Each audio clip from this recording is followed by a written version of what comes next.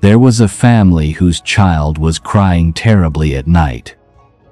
The mother said the child was convulsing uncontrollably, almost succumbing to his injuries.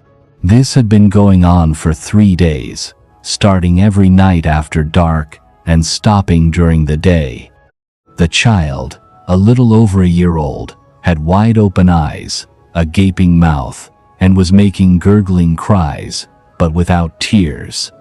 His neck and head were shaking constantly, and his little hands were clenched tightly. It was terrifying.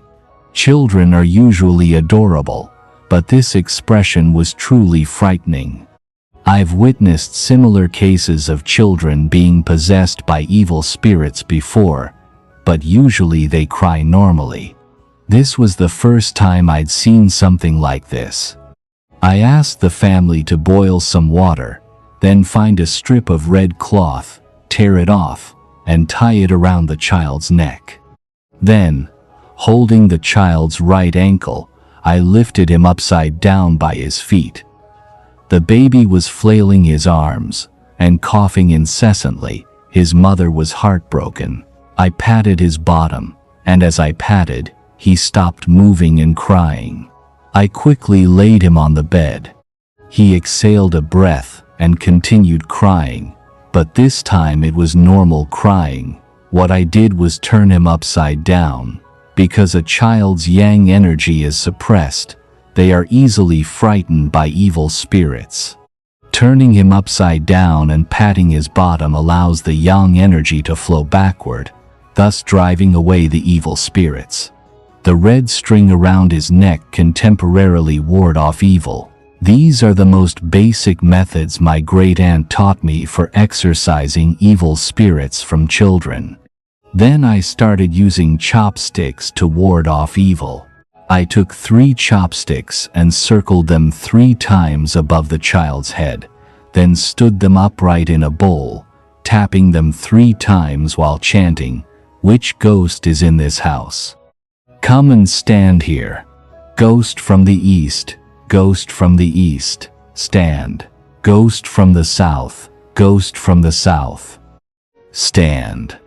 I kept chanting in this order of directions, repeating the sequence several times, until finally, when I chanted, "Ghost from the northeast, stand," the chopsticks stood up, indicating that the ghost came from the northeast.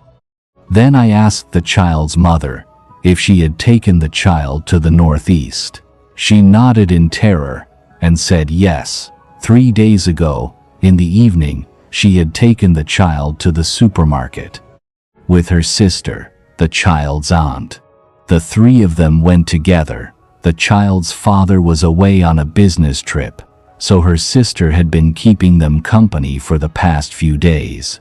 On their way back from the supermarket, they passed through an alley, and the child's aunt was there too.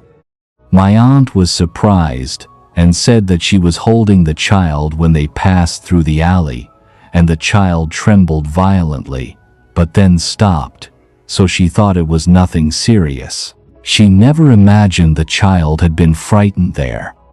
Okay, now that we know the location, I asked my mother's sister to take me to that alley.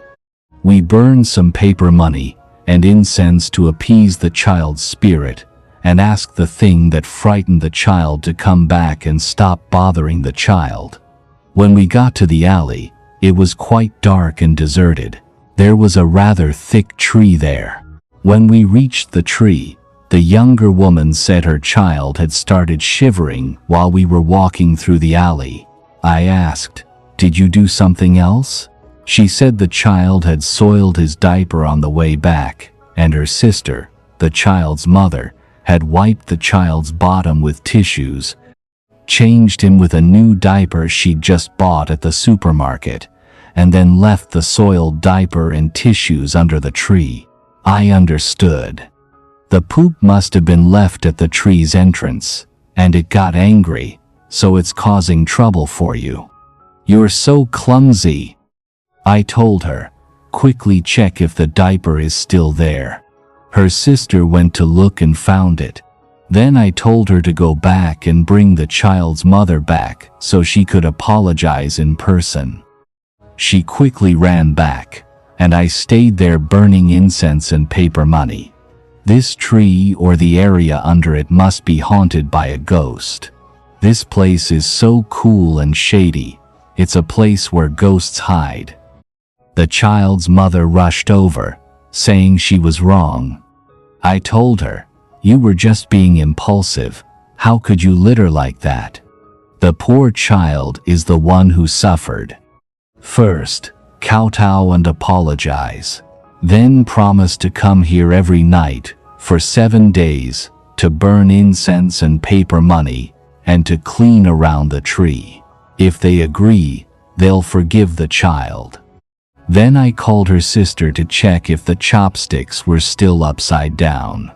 She said they were, falling towards the northeast. The child was better now, asleep. This means the ghost forgave the child and stopped scaring them. This perfectly illustrates that if you don't court death, you won't die. It was caused by being impulsive. But who knows what kind of ghost lives in that tree? When we went back, I looked back and saw a person sitting on the third branch. The person had disheveled hair, an indistinct face, and was completely dark. Their legs were dangling precariously. She wanted to look back too, but I told her not to, thinking, "You'll be terrified if you look back. Let's go back quickly." She said she would never take her child this way again, and would rather take a detour. It is said that ghosts live in trees. Some trees grow in extremely yin places, and ghosts reside within them.